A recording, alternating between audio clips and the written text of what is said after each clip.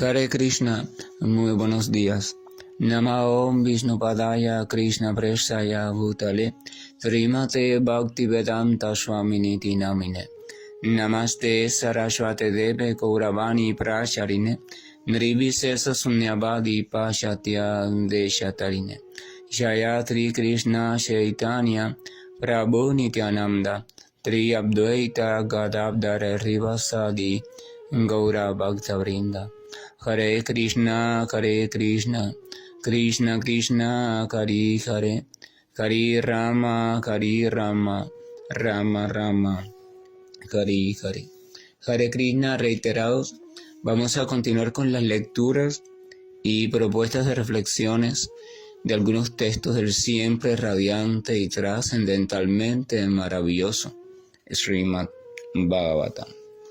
Seguimos en la sección donde las damas de Hastinapur están teniendo diferentes conversaciones que giran todas en torno al Señor Krishna. Por tanto, esas conversaciones se tienen como conversaciones completamente perfectas y gloriosas. Por ejemplo, a veces podemos encontrar los acharyas anteriores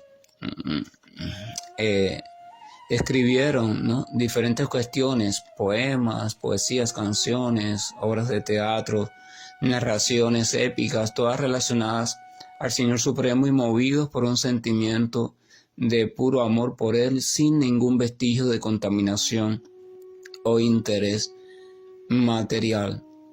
Pero algunas de esas grandes almas eran muy letradas en sánscrito y gramática.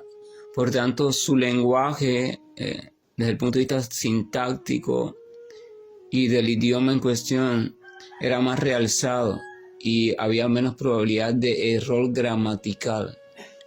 Pero otras eran iletradas, incluso muchas no sabían ni siquiera leer o escribir.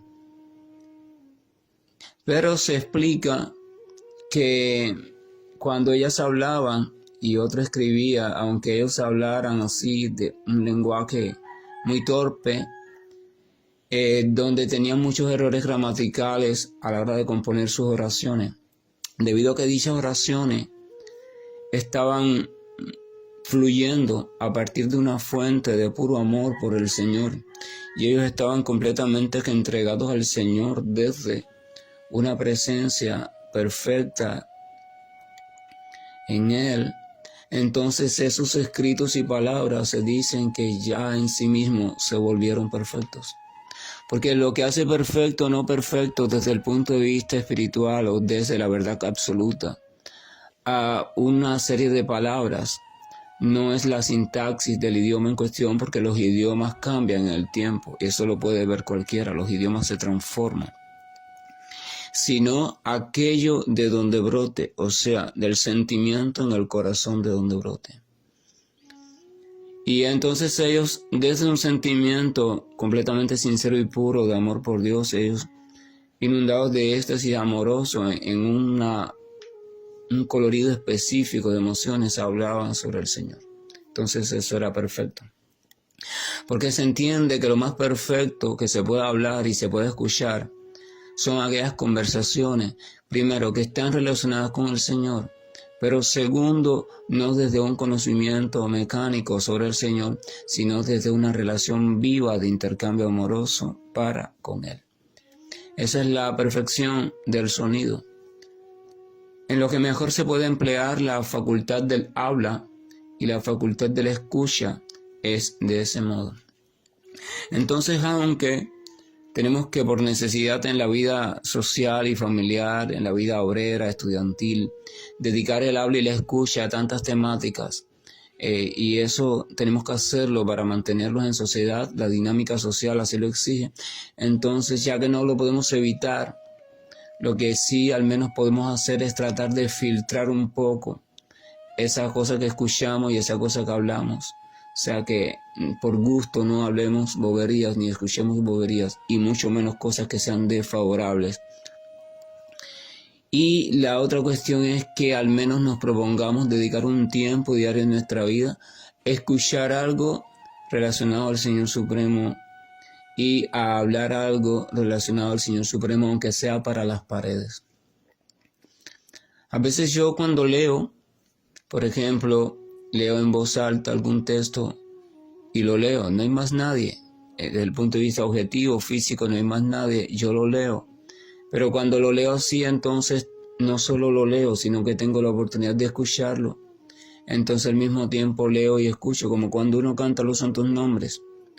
Uno puede cantar el santo nombre de forma mental, solamente en la mente. Claro, al cantarlo en la forma mental a veces es más fácil que se perturbe, pero también puede cantarlo en la forma audible, porque así uno puede cantar y escuchar. O sea, está haciendo dos tipos de servicio devocional al mismo tiempo: cantar, repetir el nombre del Señor, y escuchar. Y está empleando dos aparatos fisiológicos al mismo tiempo en relación al Señor: el aparato de la escucha y el aparato fónico o el aparato del habla. Entonces estas damas, se debe entender, no eran instruidas filosóficamente, así que tampoco eran instruidas desde el punto de vista de la perfección del sánscrito. Pero sin embargo, aquello que estaban diciendo con las palabras que ellas simplemente conocían, que eran palabras refinadas pero no eran elevadas desde el punto de vista lingüístico, se debe entender que era perfecto, que sus textos eran perfectos desde todo punto de vista, por una simple razón: porque eran la personificación vibratoria del amor por Dios desde su experiencia personal.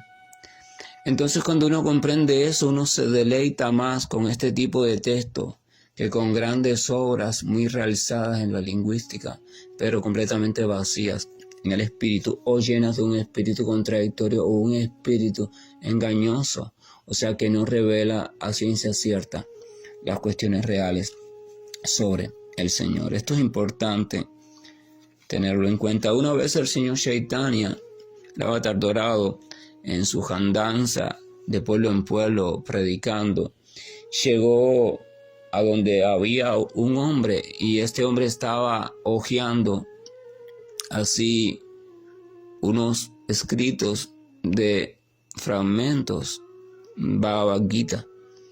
Y él le preguntó: ¿por qué? ¿Qué estás haciendo? Si tú no sabes leer, ¿qué estás haciendo?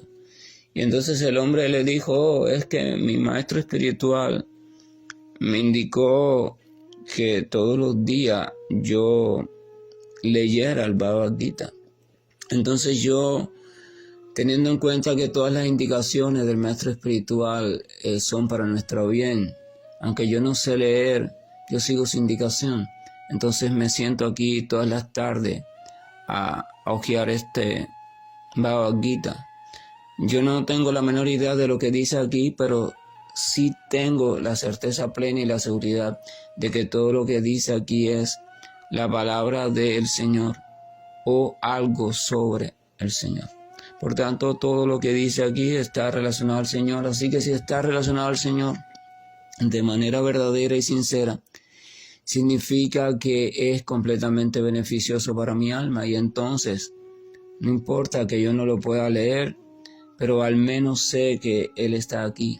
Entonces el simplemente saber que Él está aquí y comprender que Él está aquí, ya eso es suficiente para mí. Entonces se dice que el señor Chaitanya se le corrieron las lágrimas en los ojos al ver un alma con tanta fe y tan maravillosa, y lo abrazó y lo exhortó a que continuara haciendo de esa manera. El señor Chaitanya no le dijo: ve y estudia sánscrito, no hagas eso, que eso es una tontería. Porque de nada sirve leer un texto sagrado desde el punto de vista intelectual si no hay fe, si no hay entrega total, o si está el otro extremo presente, o sea, fanatismo y locura. Pero sin embargo, cuando hay una fe cierta, hay una fe clara, hay una confianza plena en la presencia del Señor en ese texto, y además de eso se ha concebido al Señor de forma maravillosa, de forma real y no de forma retorcida, entonces el beneficio sin duda está constantemente abundando en el corazón de esa criatura. Esas cuestiones la gente no le entiende.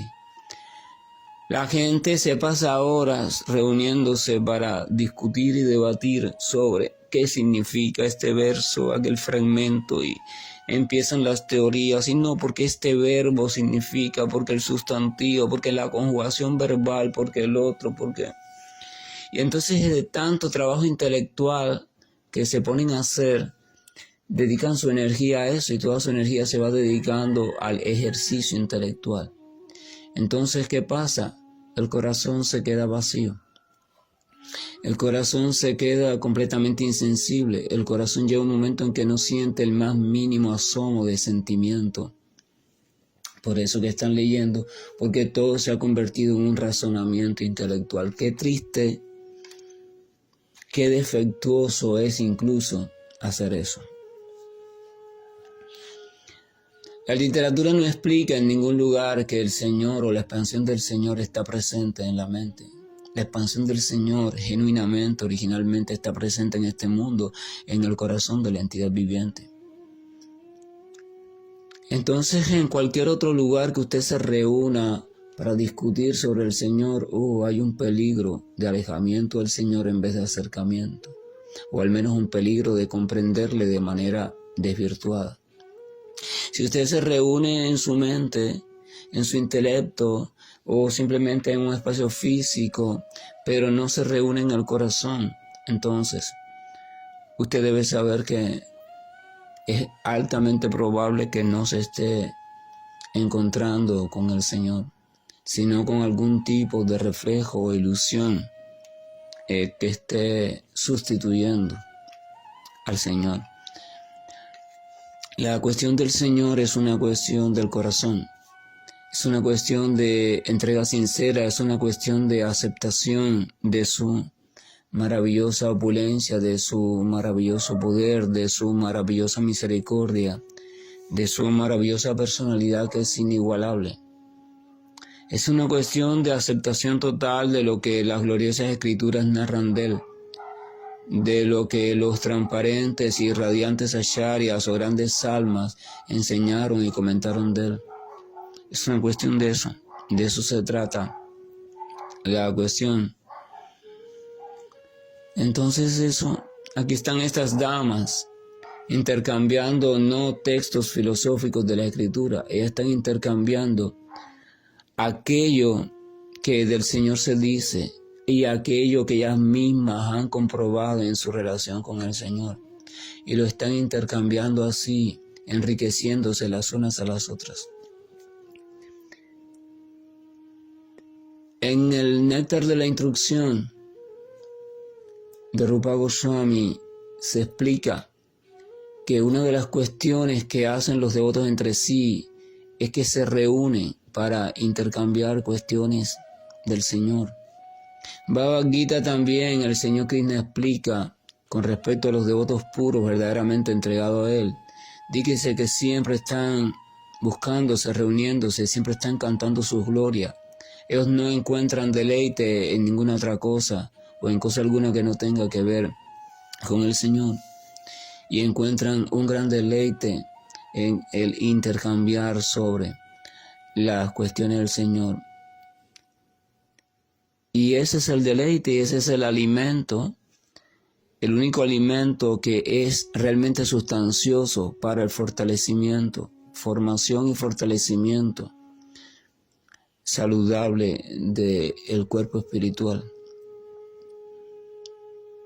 Y no se trata de un alimento intelectual, se trata de un alimento de fe sincera.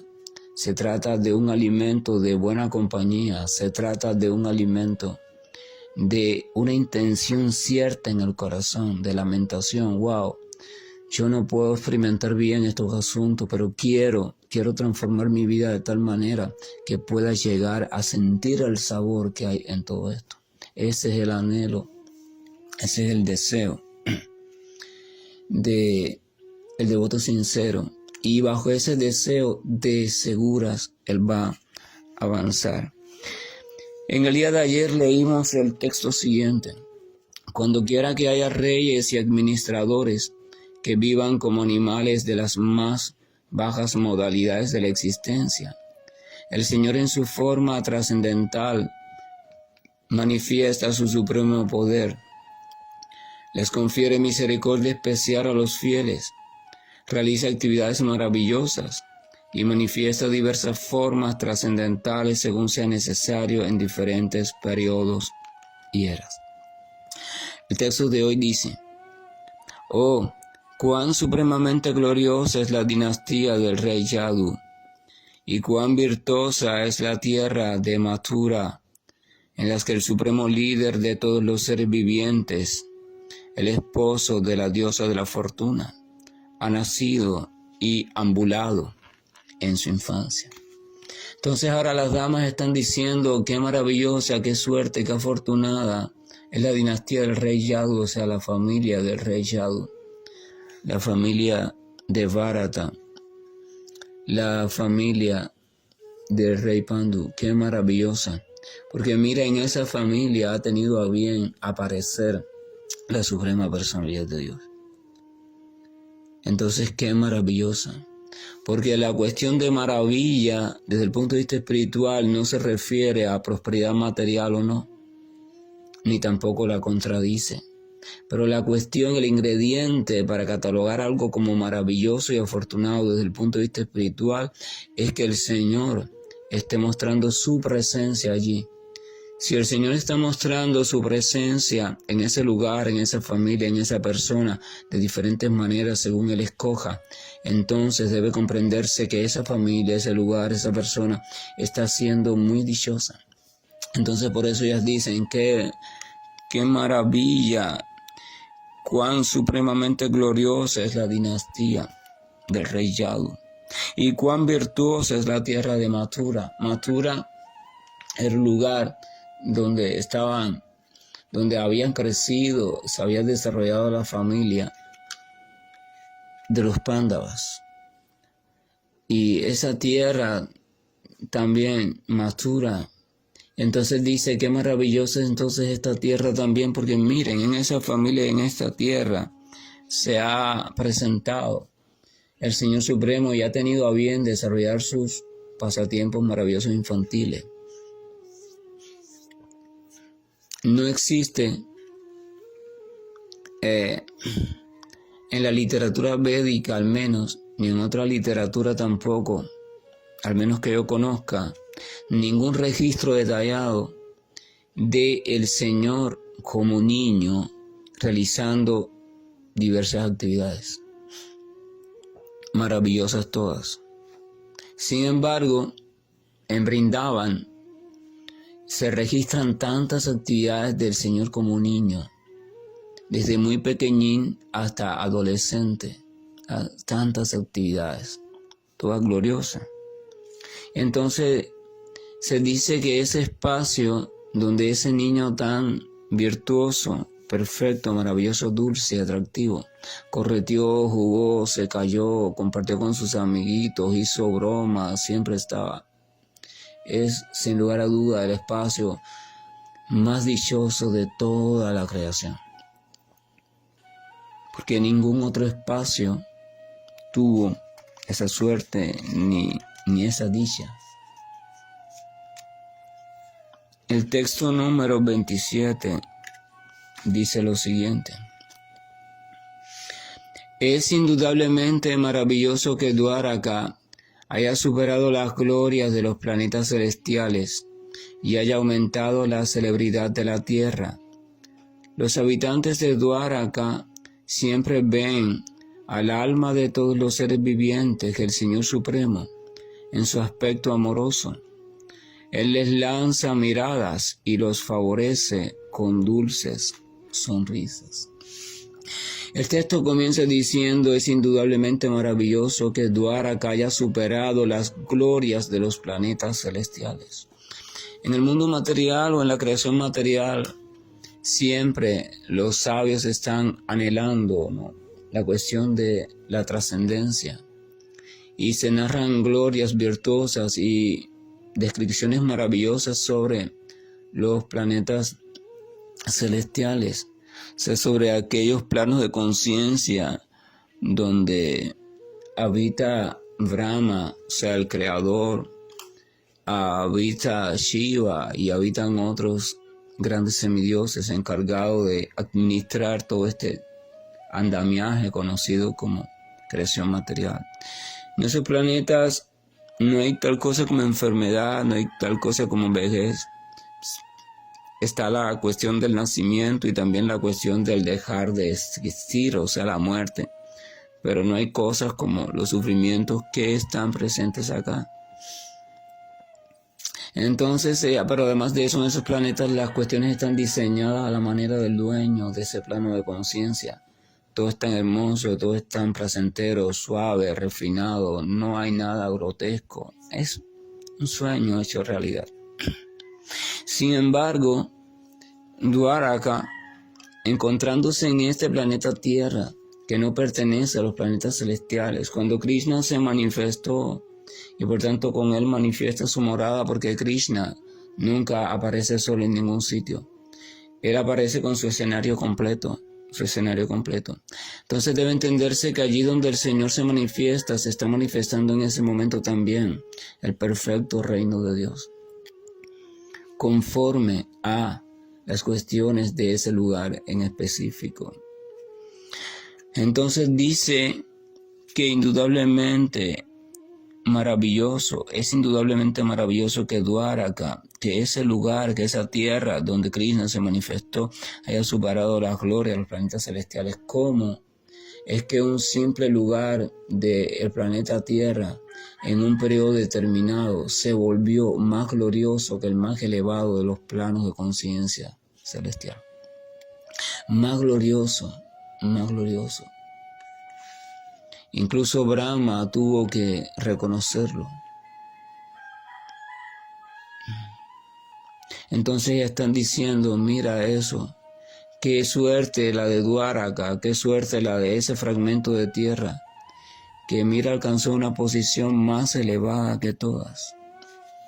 Las personas del mundo, movidas por su avaricia y su locura, quieren siempre tener más poder y ser más grande que el otro, más poderoso, tener más dinero, tener un puesto de trabajo más elevado, tener una cuenta bancaria con más fondos. Pero entonces, debido a su necencia y a su necedad, ellos buscan diferentes maneras de lograr eso. Siempre hay una competencia constante y en esa competencia se les va la vida y se llenan de ansiedad, de intranquilidad, de lamentación y se llenan de mezquindad y vanidad y orgullo y hasta a veces de pensamientos mezquinos y malos que pueden llegar hasta pensamientos muy oscuros con relación al otro, o sea, destruirlo, apartarlo de su camino, cosas así. Y lamentablemente hay cada vez más personas dedicadas a ese tipo de programación mental, ¿verdad? El poderío. Sin embargo, Dwaraka, la tierra de Dwaraka y los Pándavas, se mostraron como el lugar y la familia más dichosa, más elevada, más famosa. No por ese tipo de planes mezquinos, no por sus propios medios, sino porque tuvieron la dicha de que en ellos se hiciera presente el Señor Supremo. Entonces eso quiere decir que la clave, aquel que quiera verdadera fama, aquel que quiera fama que no se olvide nunca, aquel que quiera fama trascendental, aquel que quiera de verdad estar en un nivel realzado, entonces que haga todo lo posible, que moldee su vida de tal manera que el Señor tenga bien manifestarse en ella. Porque en la vida, en el lugar, la familia, el país, el pueblo, la persona, que el Señor tenga bien manifestarse, establecer su presencia por un tiempo determinado, debe saberse que sin duda ese lugar, vida, persona, pueblo, país, se convertirá durante ese periodo en lo más elevado, en lo más realzado, en lo más dichoso, en lo más maravilloso. Entonces ese es el verdadero secreto del éxito. El verdadero secreto del éxito para cualquier criatura es hacer las cosas de tal manera y con tal sinceridad que el Señor se haga presente y su sonrisa maravillosa se haga presente. Esa es la cuestión. Esa es la clave. No está en esfuerzos desmedidos en hacer hoy un tipo de plan, mañana otro, una estrategia, otra, nada de eso da resultado. La energía material, la naturaleza se burla de todo eso y derrumba todos los planes, porque el ser humano es necio creyéndose el poderoso. Entonces el Señor está diciendo, deja de agotarte tanto y mira, trabajemos juntos. Ven a compartir un rato conmigo, ven a un poco, intercambiemos un poco, de corazón a corazón, tranquilo, despierta un poco de la ilusión. Mira, aquí está una fórmula de cómo pudieras vivir de una manera más plena, diferente, pacífica, amorosa, dichosa. Pero bueno, si tú la quieres la toma y si no, no. Así es el Señor. Bhagavad Gita lo explica. Al final Krishna le dice a Arjuna, ya te he instruido sobre el conocimiento, ahora tú decides qué es lo que vas a hacer. Eso nos lo está diciendo el Señor a diario. Cada vez que escuchamos algo sobre el Señor, debemos recordar esa frase. Bueno, ya hemos escuchado algo, ahora yo decido si lo tomo o si no lo tomo. Esa es nuestra decisión y por tanto es también nuestra responsabilidad lo que resulte después de tomar la decisión que decidamos tomar. Eso es para reflexionar. Que la gracia y el amor de nuestro Señor nos acompañe siempre. El Señor es manso y paciente, misericordioso, y el Señor también es siempre suave, siempre está lleno de buenos ánimos para que nosotros podamos de una manera u otra, por un camino u otro, de una forma u otra, aceptar que Él es lo más maravilloso y supremo que existe. Entonces, ojalá y nosotros podemos darnos cuenta de eso, antes que esta vida se nos termina, que dicho sea de paso, es bueno recordar que nadie sabe cuándo se le terminará. Hare Krishna, buen día y estoy finalizando la llamada. Namo Vishnupadaya Krishna Prasthaya Bhutale Srimate Bhaktivedanta Swami Nichinamine Namaste Sarasvati Devam Gauravani Pracharine Nirvishesha Shunyavadi Vasachate Shatarine